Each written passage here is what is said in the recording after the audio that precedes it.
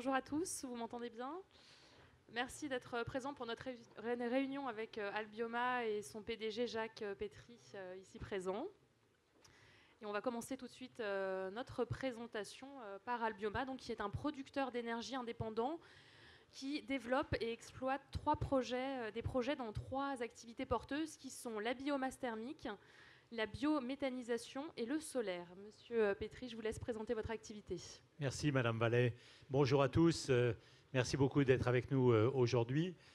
Albioma, c'est une petite entreprise, une grosse PME, cotée à la Bourse de Paris et qui est une entreprise qui s'est développée sur un secteur tout à fait particulier.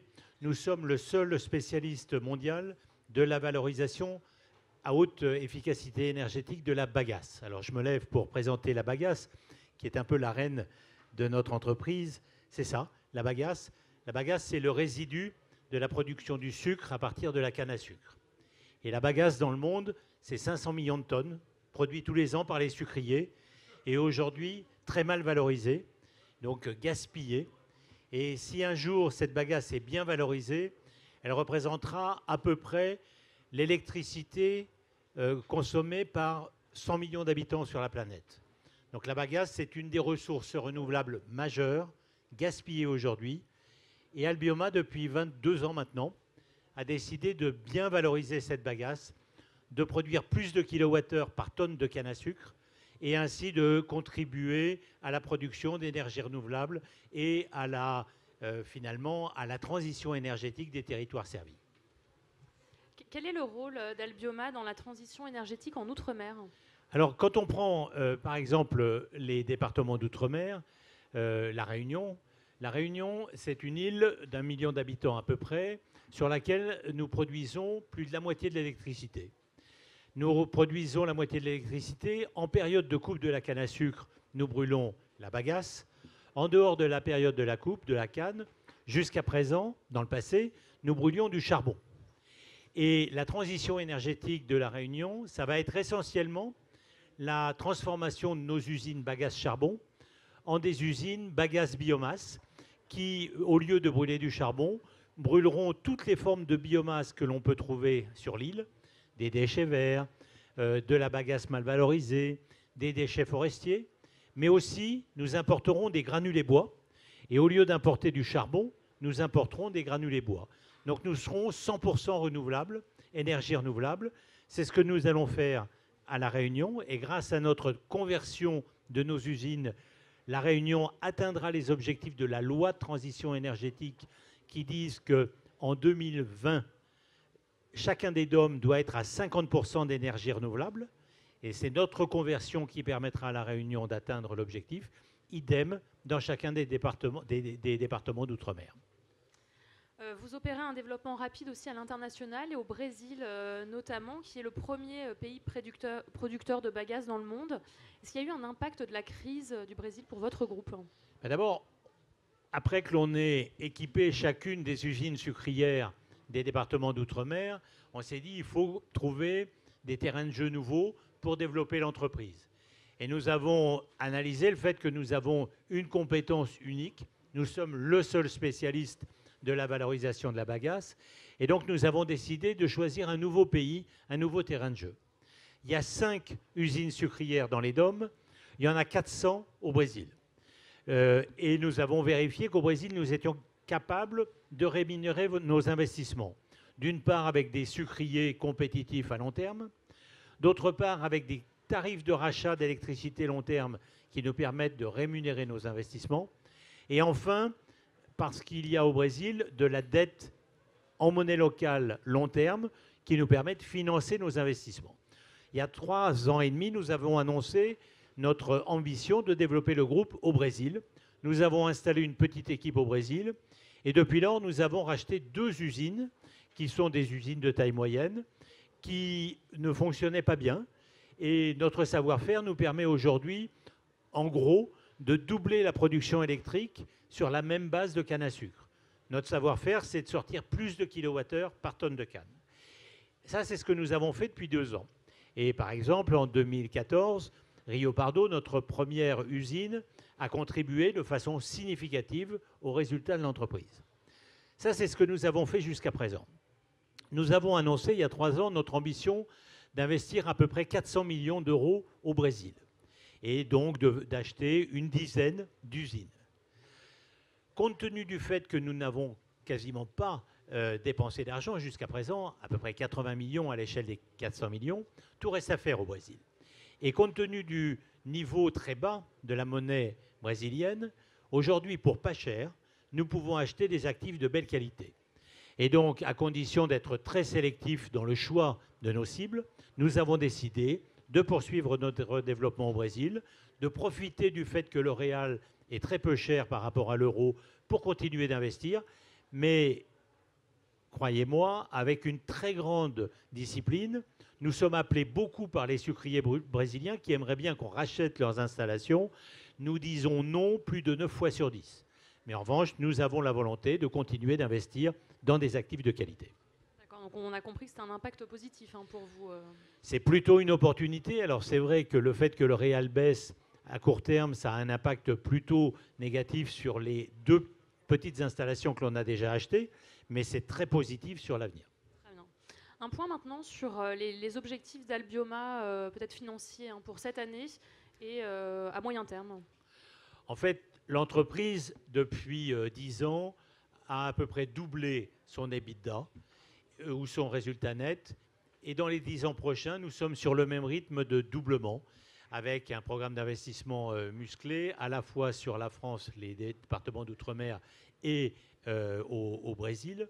Et donc, nous sommes sur un rythme de croissance moyen de 7,5% par an. Dans le même temps, cette croissance, elle intervient quand on met en place de nouvelles installations.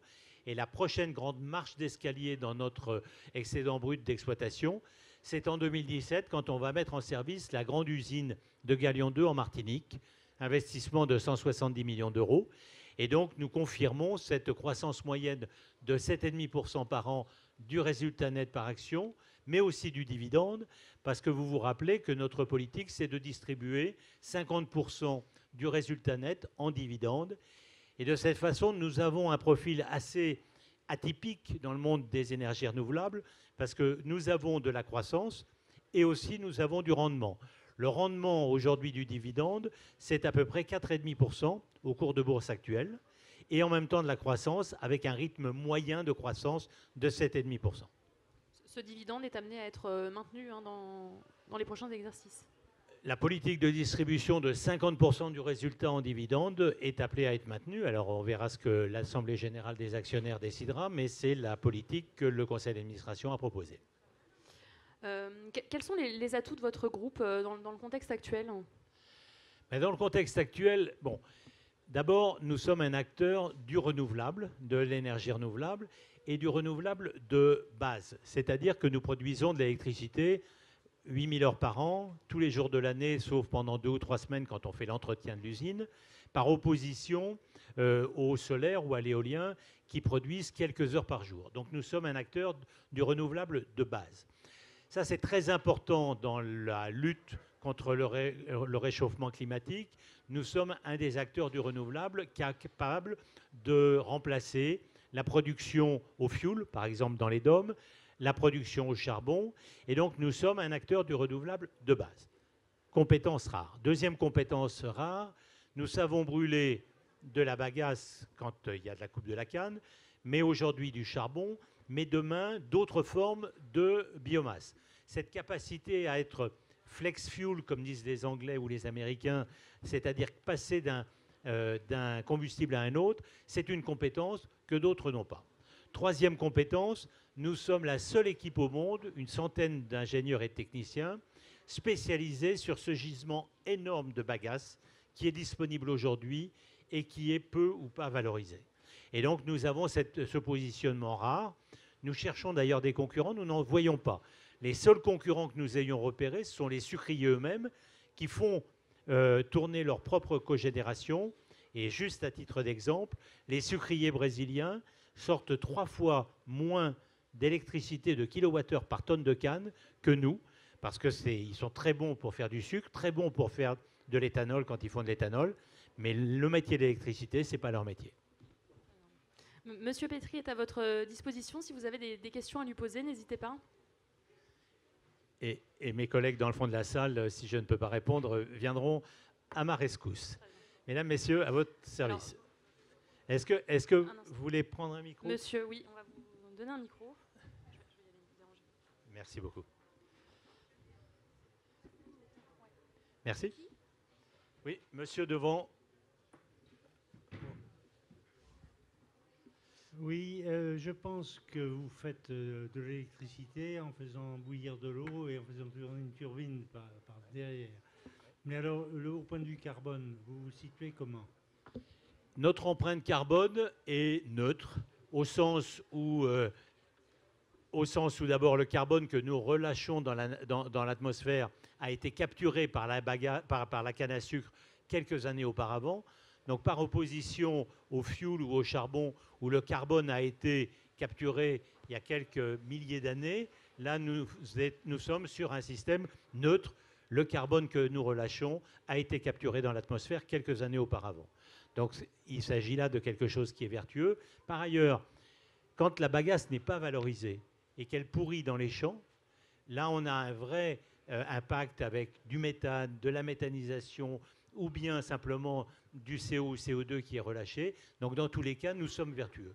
Donc nous sommes considérés comme complètement 100% renouvelables en énergie verte. Très bien. Monsieur, au fond.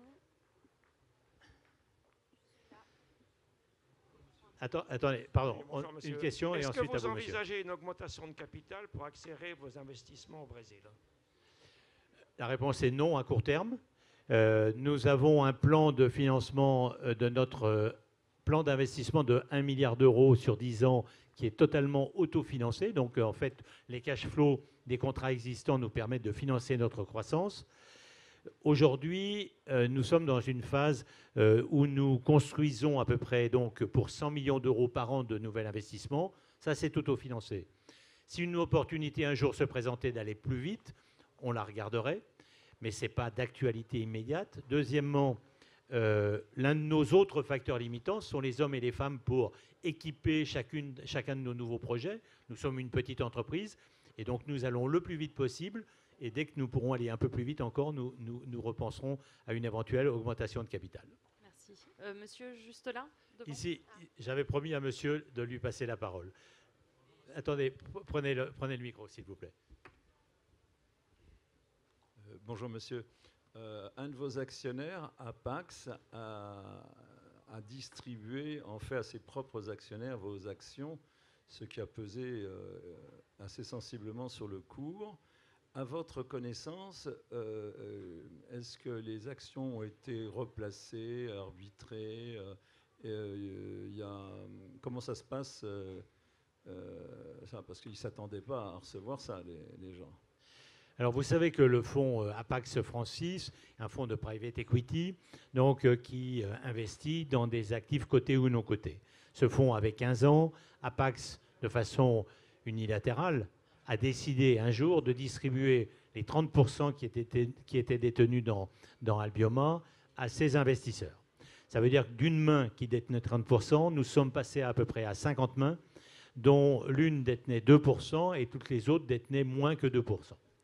Ça veut dire que les investisseurs qui ont reçu ces actions ont été surpris.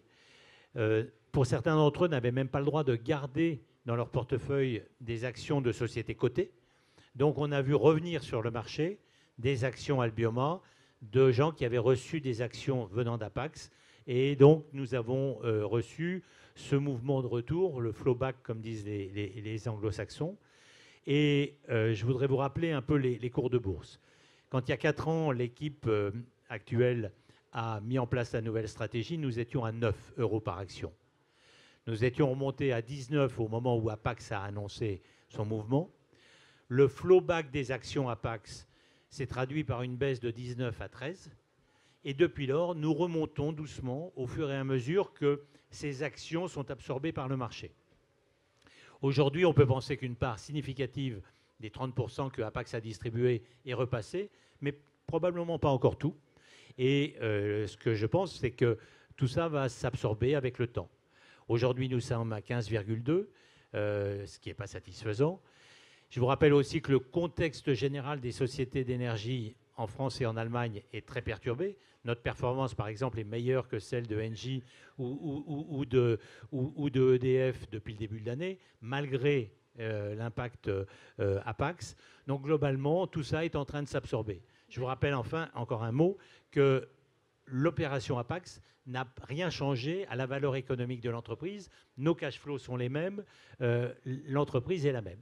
On va finir par digérer ça. C'est très inconfortable. Ce n'était pas le souhait de l'entreprise. C'est la décision d'un de nos actionnaires. Merci. On a le temps pour une question très rapide, monsieur au fond. La dernière question.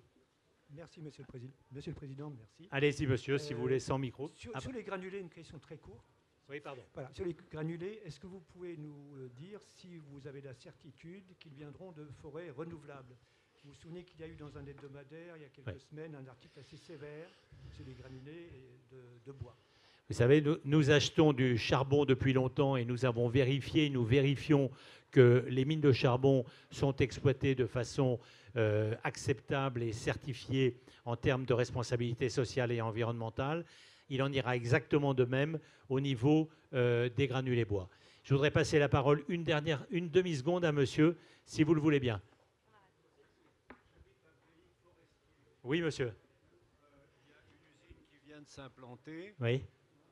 On utilise les bois morts, etc., pour faire de l'électricité. Oui. Vous n'avez pas l'intention, vous, puisqu'il y a des pays comme les Vosges qui sont fortement forestières, d'utiliser ce combustible pour produire de l'électricité.